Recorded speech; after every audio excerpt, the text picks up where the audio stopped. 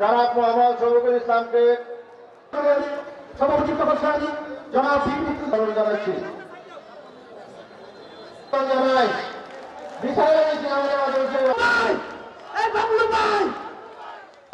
আমি ময়মনসিংহ দক্ষিণ জেলা নবগঠিত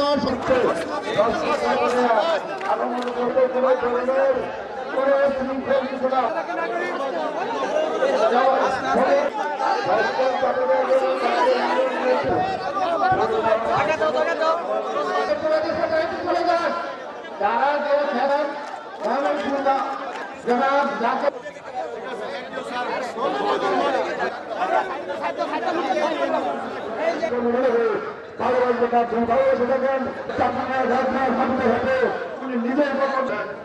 আজকে বিএনপির বিরুদ্ধে শেষ আশ্রয়স্থল আলহাজ জাকির হোসেন বাবলু ভাইকে করবো যে আমরা রুকনুজ্জামান সরকারকে আরো সামনের দিকে এগিয়ে নিয়ে যাব।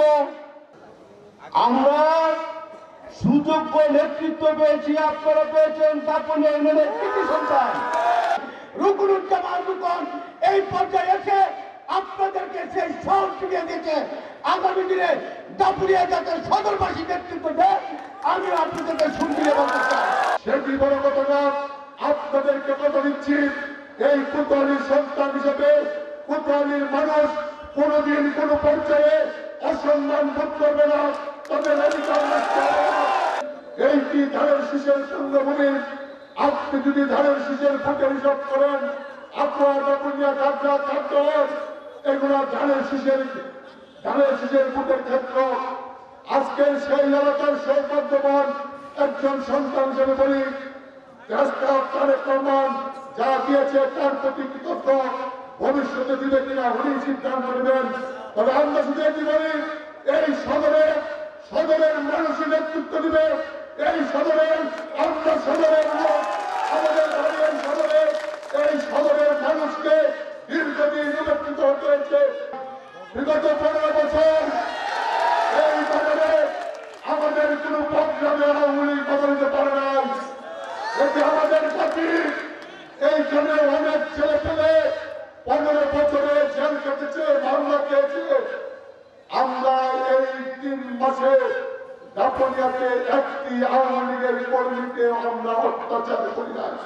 কাজের মাধ্যমে আমি আমার আগামী দিনের জায়গা ঠিক করে আমি প্রমাণ করে দিব আপনি আমাকে যেই জায়গায় বসিয়েছেন, আপনি একজন অযোগ্যকে বসিয়েছেন। আমি ওই চেয়ারে বসে সবচেয়ে বেশি যোগ্যতার প্রমাণ রাখার চেষ্টা করব। সামনে যারা বসে আছে সবাইকে আমার সালাম জানাচ্ছি, আসসালামু আলাইকুম। আমরা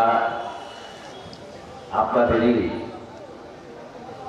এলাকার নেতাদের নিয়ে দক্ষিণ জেলার যাত্রা শুরু করেছি 4 তারিখ থেকে।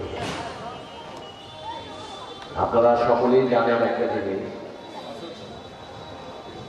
আমরা যে আন্দোলন সংগ্রাম করেছি গত 17টি বছর, আপনারা যারা এখানে উপস্থিত আছেন তাদের বেশিরভাগ লোকেরই হয়তো মামলা আছে, নির্যাতিত, নিজে না হলে তার সন্তান নির্যাতিত, সন্তান না হয়ে থাকলে বাবা নির্যাতিত,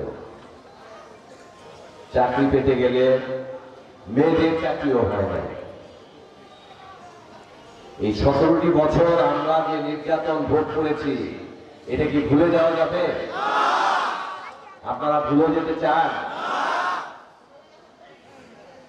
আমাদের এই আন্দোলন, আমাদের এই সংগ্রাম আল্লাহ রহমত করেছে।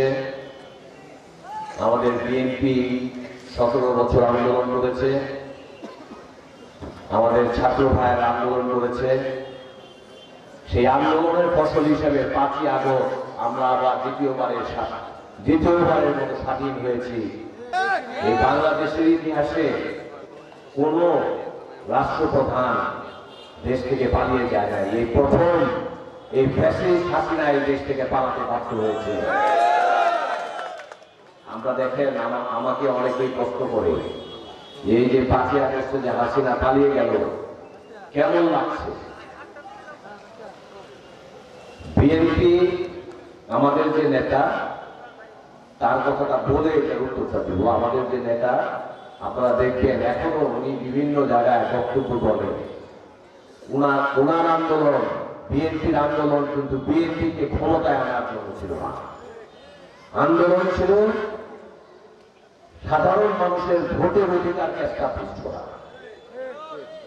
এই ফ্যাসিস্ট হাসিনাকে রেখে এই ভোটের অধিকার এস্টাবলিশ করার কোনো সুযোগ ছিল না। এই ভোটের অধিকার এস্টাবলিশ করার জন্যই এই হাসিনাকে বিদায় করে দিতে হয়েছে। আমাদের কি লাভ হয়েছে? এই 5ই আগস্ট পর্যন্ত মামলা থাকুক বা না থাকুক, আমরা একটা চায়ের দোকানে বসে শান্তিতে কথা বলতে পারতাম না। সারাক্ষণই মনের ভিতরে একটা ভয় ছিল। নিজের বাড়িতে ঘুমালেও কখন পুলিশ আসে সেই জিনিসটা মাথায় রেখে কিন্তু আমাদের ঘুমাইতে হতো।